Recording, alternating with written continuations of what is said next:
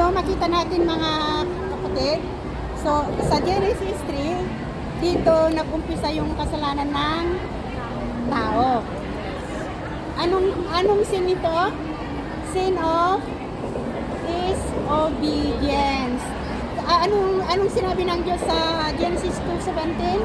Yung kainin. Huwag niyong kainin ang bunga. Sabi niya, lahat ng kahoy dito, pero may isang kahoy na huwag niyong kainin.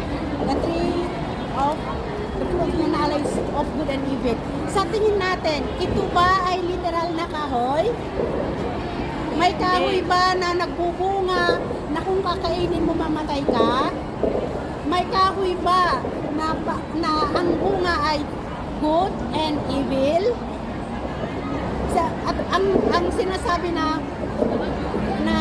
snake dito, ahas, snake pa talaga, yung nakikita natin na drawing na nakapaikot sa kahoy, di ba yun ang nakikita natin sa mga drawing? Hindi. So, ang snake dito is Satan.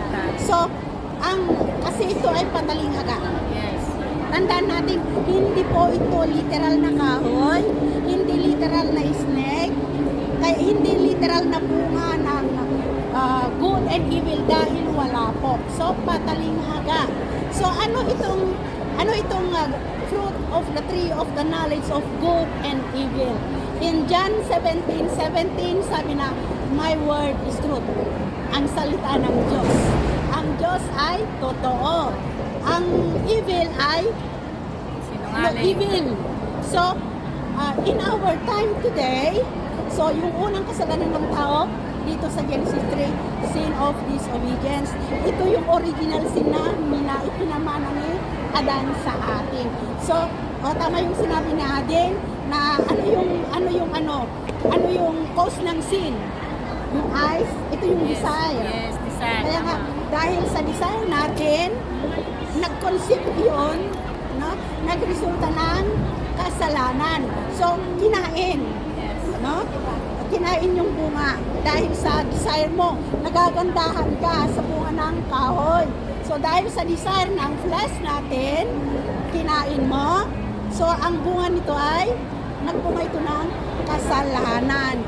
So makita natin sa Genesis 1, makita natin na nung una, isang komunidad, si Adam at ang Diyos. So magkakasama. Pero dahil sa kasalanan, ito yung sinasabi natin na death. Yung sinabi natin na sa Romans 6:23, the wages of sin is death. Pero hindi po ang physical na kamatayan. Ito ay separation, spiritual death, separation. Dahil kinas out na ng Diyos sina Adam at Eva. So wala na sila sa isang komunidad.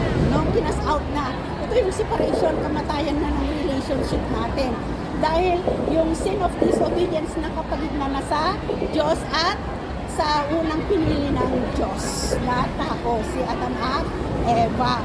So, tandaan natin yung paano nabubuo ang kasalanan, yung dito sa kwento ni Adam, yung desire, yung eyes, nakita nila, at yung lust, yung desire mo na gusto mo, so kinain mo, ito ay nagre-resulta ng sin.